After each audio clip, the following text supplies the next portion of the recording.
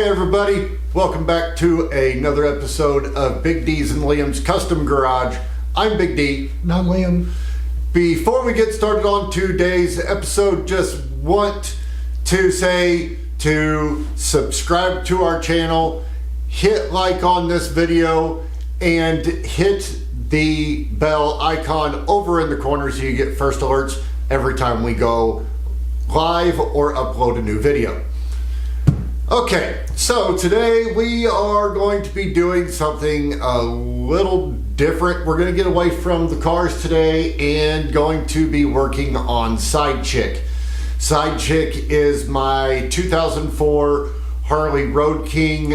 I need to change the riser bushings and fix the horn bracket and stuff on it. So that is what is coming up for you guys in today's video. Also, want to remind you guys that we are back to doing our live streams. Those are on Sunday nights from 7 to 8 Pacific time. On Twitch. Our Twitch link is down below. Yes, just look down below in the description and you will see the link to our Twitch account. Okay, so with that being said, enjoy today's video and we will see you at the end. Here we go. All right, everybody. Well, as you guys can see, we are finally going to do some much needed repairs on Sidechick. So, the very first and most important repair that we have to do today is the riser bushings that we showed you guys in the end of last week's video. The worn out, the factory ones are completely worn out right now, and it was my fault. Let's just be honest. When I put the 8 hangers on the bike several years ago, you want to change your riser bushings when you go with 8 hangers because of the elevation and stuff. The rubber bushings just aren't good enough. And I chose not to change them at the time and just go with it. And yeah, now it's gotten to the point where it's too severe for safely riding. And I'm going to show you guys right now what I mean by that. Okay, I got the bike standing up like it should be. Bars and everything are facing straight forward. Now you guys got the side profile right here of the handlebars, and this is what I'm talking about. This is why when you put 8 hangers on your bike, you always change your riser bushings. See this? Yeah, see that? All of that swaying back and forth, that is not safe at all, not even close. That's why I haven't been riding my bike a lot lately. And for you guys that know me, I tend to ride my bike a lot. And yeah, this is one of the main reasons why I have not been riding it, is that specific fact right there. But after today, that problem's going to be fixed. Okay guys, now to fix the handlebar riser issue, we first have to, sorry about the shakiness there guys, we first have to take off this plate right here. Once we get that plate off, we'll be able to come down underneath, and I don't know if hopefully you guys can see it. Right here is a bolt, and then there's another one in the same spot on the other side. Okay, right there. So we're going to take those out. Once we do that, we'll be able to take the handlebars and we're just going to lift them up and just lay them forward out of the way. We don't have to unhook any of the cables or anything like that. Okay, then once we do that, we're gonna come down here, and this is where the trumpet horns mount.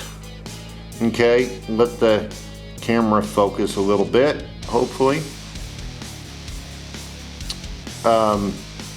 Anyway, that's where the trumpet horns mounted, and the original rubber bushing that goes back behind here went out, and I needed a quick fix. So I removed the rubber bushing and solid mounted it to each other. Well, the vibration caused the horns to snap off. So that's why we're gonna have to make a new piece and fix that so I can have my horns again. The compressor is actually right behind here. This is a factory cover, and your factory horn would normally be mounted behind here, but that's actually where the compressor is. You guys will see the wiring for that here in a little bit.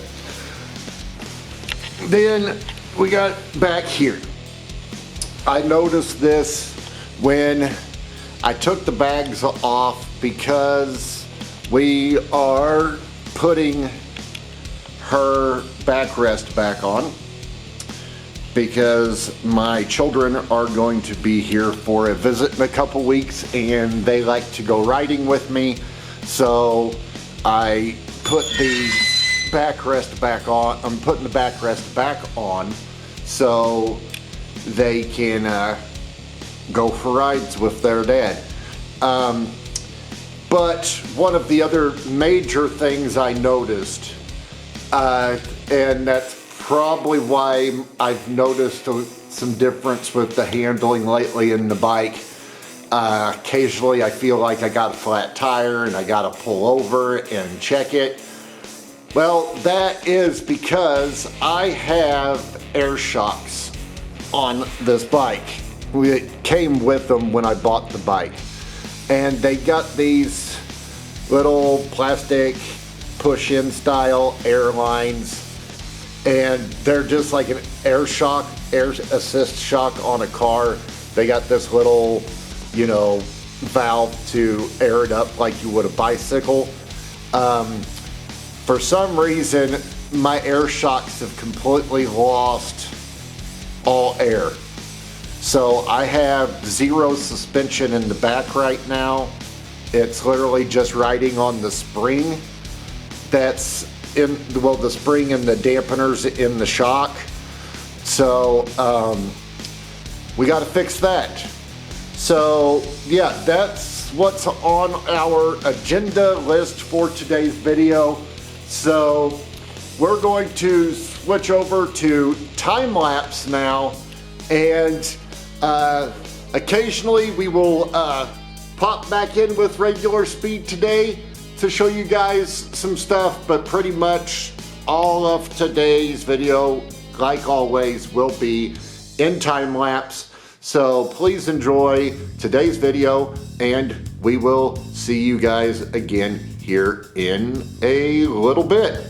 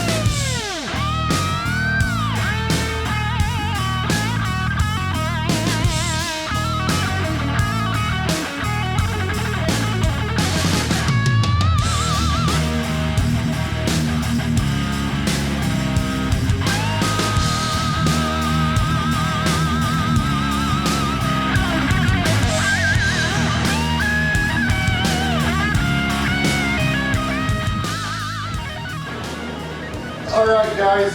Well, as you saw in the hyperlapse, we got the bushings changed.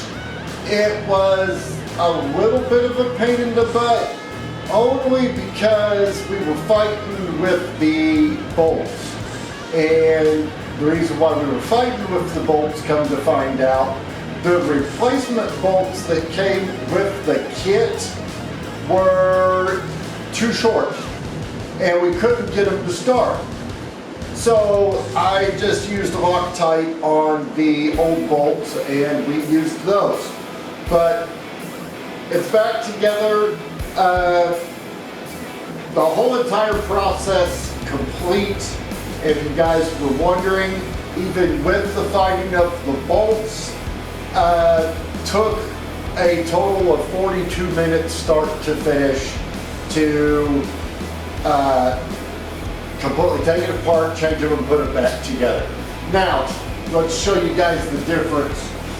This thing, to be honest with you, I have never felt it this freaking solid since the day I bought it. And when I bought it, it had freaking beach cruiser bars on it. But look at this. I'm gonna turn it back straight. I'm gonna sit straight up and down. Now look at this. Watch. Hold on, let me get my balance. Alright, watch this. I am putting all of my weight into it. You can see my arms moving, and the handlebars are only doing like a shock type. They are not moving. This thing is solid. So yeah, she's good in the handlebar department now. I feel so much better. I feel a lot safer. I need to replace the zip ties on my clutch cable. They were a little dry rotted and they broke, but it's no big deal. Just put a couple new ones on there and it'll be fine. But other than that, she is good and solid. So let's move on to the next step. I'm not going to bore you guys with the explanation of what I am doing. We're just going to do it in time lapse, but we're going to start on the bracket and repairing of the horns. So enjoy, and here we go.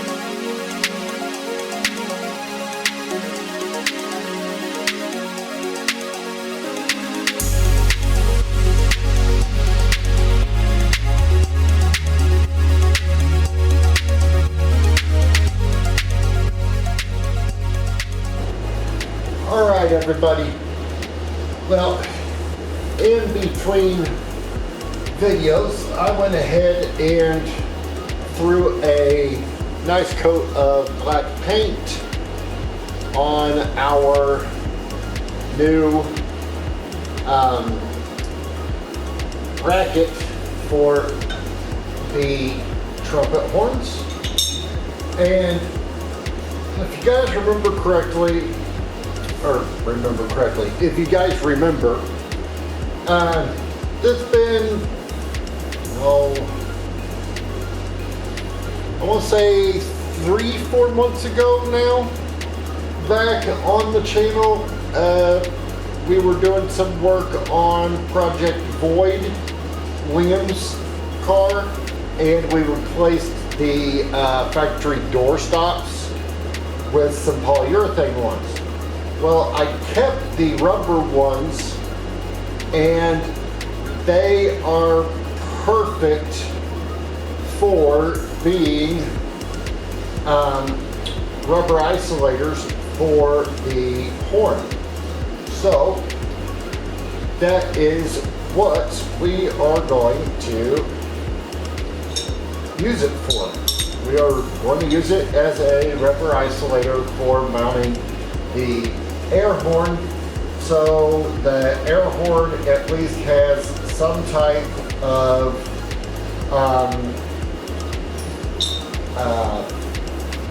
yeah, you know what I'm saying, some type of play, so it's not so rigid all the time, because it being so rigid all the time is the reason why it broke in the first place. So we're going to use those. I did have to shave it down, but it is the proper width now. So we're going to go ahead and get the trumpet horns reinstalled. Also went ahead and replacing the air line that goes from the compressor into the trumpet horn. Well, with a little thicker. Yeah, it's black automotive line. It's not as pretty, but it's thicker and it's braided, and it will just do a better job. Also replacing the screw clamps as well.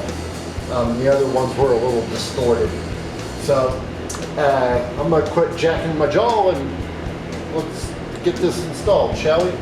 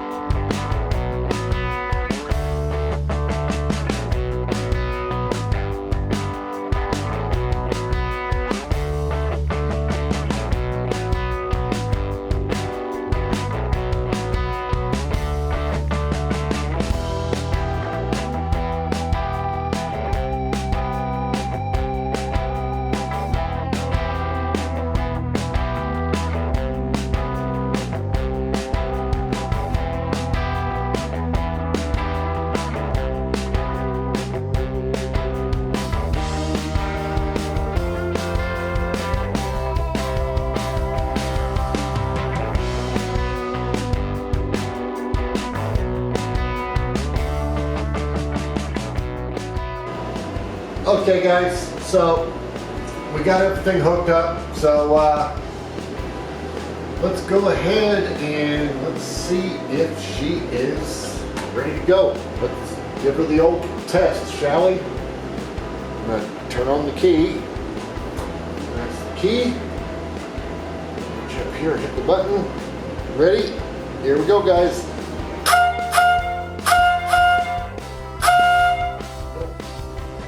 She's fixed and working. There we go. Hey everybody, welcome back. We are now on day 2 of doing repairs on Sidechick. As you guys saw yesterday, we fixed the handlebar issue. We got the horns remounted and working. Today, we are going to try to address our air shock issue. As you guys knew yesterday, the original plan was we were also going to put her backrest back on because my children were going to be here in a couple weeks for a visit and they like to ride on the bike. But since yesterday, those plans have changed. Due to the coronavirus, they will not be traveling. So that has now been postponed until a later date. So therefore, Sidechick's backrest is not going to go back on. At least not yet. So today's plan, as I said, was we are going to address the air shock issue because there is none. It's literally, if you guys look at that, it has 0 air in it. I can literally just barely push on it and they instantly collapse. So it's affecting the ride.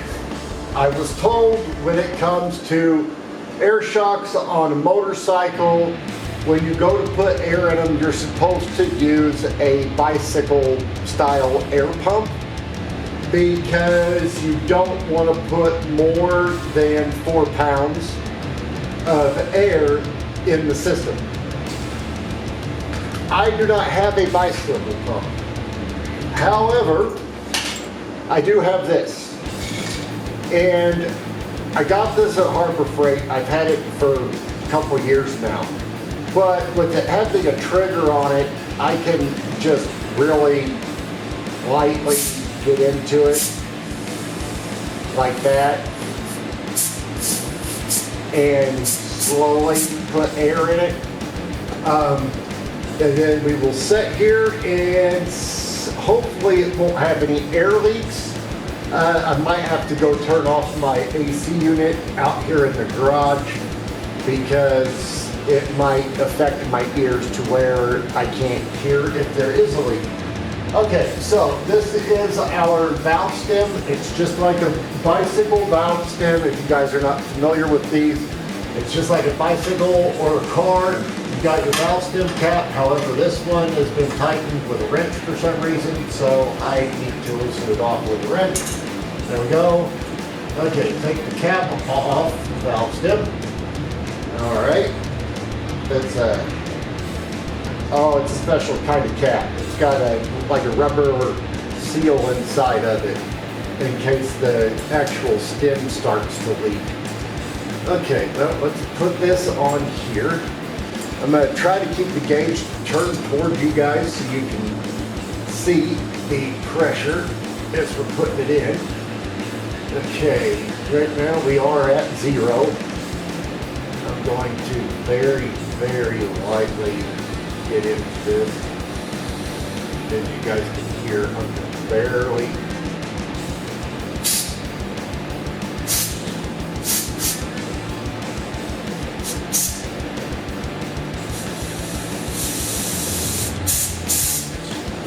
Can't get a seal. Hold on, guys. Trying to get a good seal here. That's the only problem with these Harbor Freight things. Sometimes they don't want to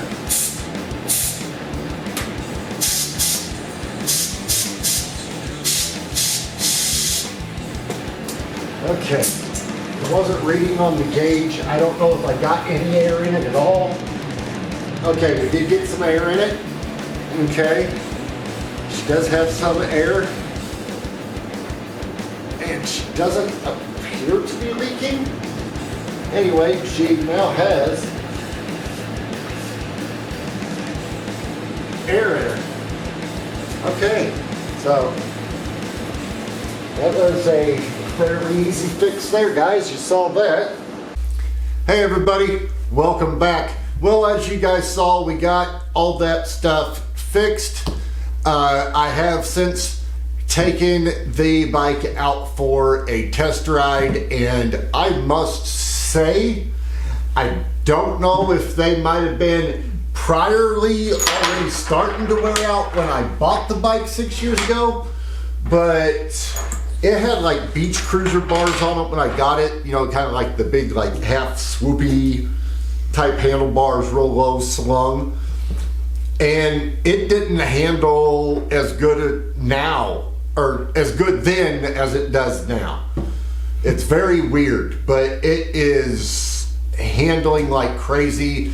The rear shocks are holding air, so we're good there. So yeah, here are the factory bushings we took out, and yeah, they are, I don't even know if I can show you, if you guys could see that, but they are very, very worn out. You can even see where they were leaning back on the one side. How noises?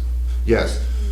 But yeah, if you look at them like that, you can actually see that's the way they were leaning toward me. So you could actually see like they're angled. So they were worn out. The polyurethane ones we put in it though, they won't do that. Yeah. Like ever. So they are like solid. So yeah. So what do we got coming up on Project Void? Okay, like you guys have either seen or heard, I've been working on the paint on the hood and the top, getting rid of chips and scratches and try to blend them in better with the paint. The hood just needs some clear coat, sanded down because it's still bubbled. It still looks better. Yeah, you can't even tell by glancing at it. Yeah. And then the top, I just need to put clear coat on, and which I'll probably do today actually. Yeah. And then sand that down as best I can to what's going on with the car. And then once that's all done, you'll be able to take the buffer to it, correct? Yeah, we're able to take the buffer and to the hood and to maybe the fenders and some other areas of the car. Yeah, we don't want to do the full car yet because we do still have like the bumpers and stuff to deal with. So yeah. Taking the bumpers off and working the plastic on those to get it take out the dents and remove the peeled plastic areas and try to blend that back in and respray it. Yeah. And the good thing is about that, we got plenty of filler for that. We got regular filler and we got the fiberglass filler. Not that we're going to need the fiberglass filler, but if we do, we have it. So yeah. And me knowing body work the way I do, we'll be able to get it blended and sanded off, and you know, we'll reshoot it and you won't even tell that there was anything ever wrong with them. So it won't be that big of a deal. But yeah, so that is what, coming up next week. Yeah, so that's coming up next Wednesday for you guys. So yeah, you guys will get to see some Project Void. You ain't seen Project Void in a little while, so that's going to be good for you guys. So always got to have some Void in there somewhere, because that is a badass car, just saying. Anyway, thank you. So we will see you guys next Wednesday. Again, do not forget our live streams are back. So this Sunday night from 7 to 8 p.m. Pacific time on our Twitch channel, not here on our YouTube channel anymore. We've moved over to our Twitch channel, which the link is in the description below. So come over and join us on there. We're doing some iRacing and stuff like that on there, as we are giving you your weekly updates on racing and project stuff and all kinds of stuff. So it's actually really cool. The racing's really cool. Like I said, we're doing iRacing, but we primarily do project cars too, but we do have iRacing to play around with as well. So please come over and join us for that on Sunday night. Again, link to our Twitch channel, description below. We'll see you guys Sunday. Make sure to come back next Wednesday to see some Project Void. I'm Big D. And I'm Liam. And we're out.